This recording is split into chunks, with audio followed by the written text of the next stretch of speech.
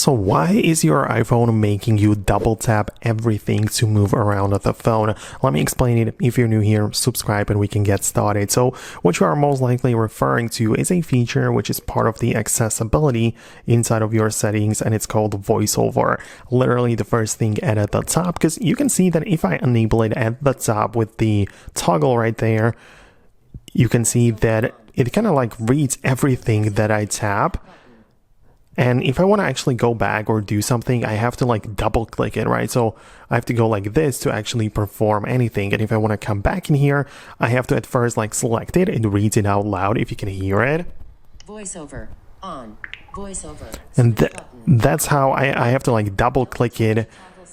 So you can hear that kind of like keeps interrupting me, but I can double tap. At first I select it and then I double tap things to get inside. And that's like a feature. So you can get inside of the accessibility, go to the VoiceOver and double tap it like this and turn off. And now you can use the phone normally.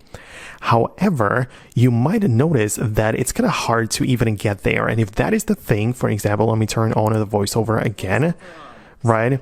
And if I go somewhere back or whatever, if I want to like turn it off, another easy way to do it would be through Siri. So if I hold down on the side button on my device and activate Siri, I can tell it to turn off the VoiceOver. Okay, I've turned VoiceOver off.